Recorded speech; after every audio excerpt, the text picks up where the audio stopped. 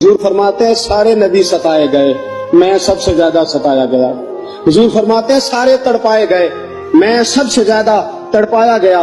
حضرت سلمان فارسی فرماتے ہیں نبی پاک کا چہرہ مبارک بھوک سے اترا ہوا تھا، نبی پاک علیہ السلام کو شدید بھوک لگی ہوئی تھی۔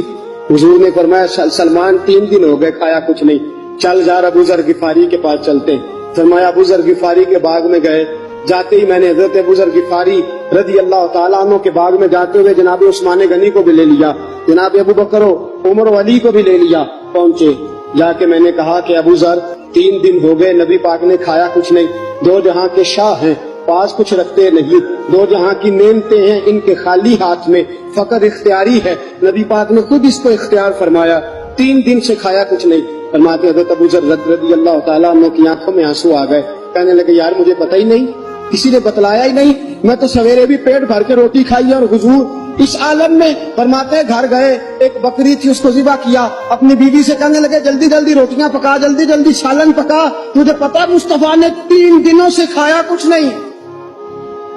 دوستو عرب کی گرمی دنیا میں مشہور ہے، صبح کا روزہ رکھا ہے نا آپ نے، اور اب ظہر کے بعد اٹھنا مشکل ہو جاتا ہے، عصر کے بعد بولنا مشکل محسوس ہوتا ہے، لیکن میرے دوستو 3 دن کا روزہ بغیر افطاری کے روزہ، میرے نبی کریم علیہ السلام کے صحابی اپنی بیوی سے کہتے ہیں جلدی کر 3 دن ہو گئے حضور نے کھایا کچھ نہیں۔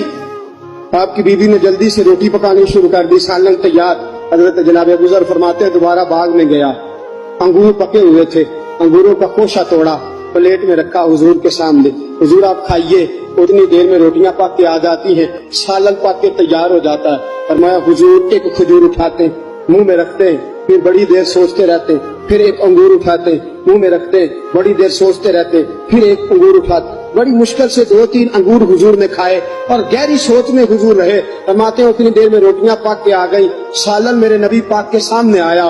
جب روٹیاں پک کے آئیں، سالن سامنے آیا، حضرت سلمان فرماتے ہیں حضور نے ایک روٹی اپنے ہاتھ پہ رکھی، 2-3 بوٹیاں اٹھا کے رکھی، چاروں کونوں سے روٹی لپیٹ کے حضرت سلمان کے ہاتھ میں دے دی۔ فرمایا سلمان جا فاطمہ کے گھر دے آ، میں نے 3 دن سے کچھ نہیں کھایا، فاطمہ نے 7 دن سے کچھ نہیں کھایا، میری بیٹی فاطمہ 7 دن ہو گئے سیدہ بھوکی ہے۔ تو عزت والے نبی کی عزت والی بیٹی 7 دنوں سے گھر میں بھوکی بیٹھی ہے، وہ شکایت نہیں کرتی، وہ لبوں سے بولتی کچھ نہیں، وہ جانتی ہے میرا باپ دین کی تبلیغ میں نکلا ہے۔ میرے رسول پاک صلی اللہ علیہ وسلم نے فرمایا گھر جا